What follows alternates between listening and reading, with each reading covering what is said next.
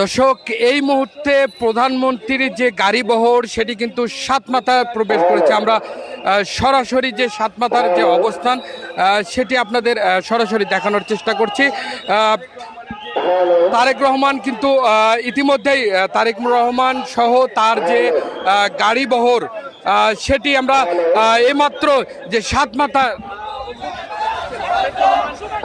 সাতমাথায় তার গাড়িটি কিন্তু আমরা এখন দেখতে পাচ্ছি তিনি হাত নেড়িয়ে জনসাধারণকে তিনি শুভেচ্ছা জানাচ্ছে। আমরা দেখতে পাচ্ছি যে এই যে তার যে গাড়ি, সেই গাড়িটি কিন্তু বহর কিন্তু ইতিমধ্যেই বগুড়ার প্রাণকেন্দ্র সাতমাথা অতিক্রম করলো এবং আমরা দেখতে পাচ্ছি তার সঙ্গে যে তার নিরাপত্তার যে কর্মীরা রয়েছে এবং তার নিরাপত্তার যে বহর রয়েছে সেই গাড়িগুলোও কিন্তু ইতিমধ্যেই কিন্তু সাতমাথা থেকে কিন্তু সার্কিট হাউসের উদ্দেশ্যে কিন্তু রওনা হলো।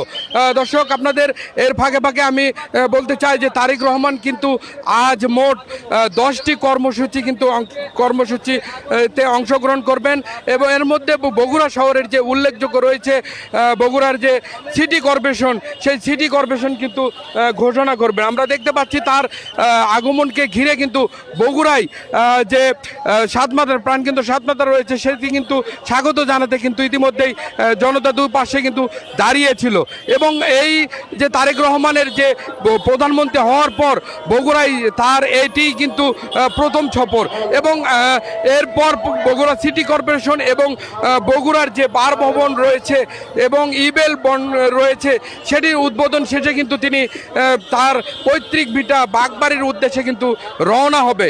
দর্শক, আপনারা দেখছিলেন বগুড়ার প্রাণকেন্দ্র যে সাতমাথায়, সেই সাতমাথায় কিন্তু তারেক রহমান ইতিমধ্যেই যে প্রবেশ করলেন, তারপর কিন্তু তার গাড়ি বহরের পিছনে কিন্তু জনগণ কিন্তু উচ্ছ্বাসিত এবং তারা কিন্তু আস্তে আস্তে সার্কিট হাউসের দিকে কিন্তু অগ্রসর হচ্ছে তাকে সংবর্ধনা জানানোর জন্য।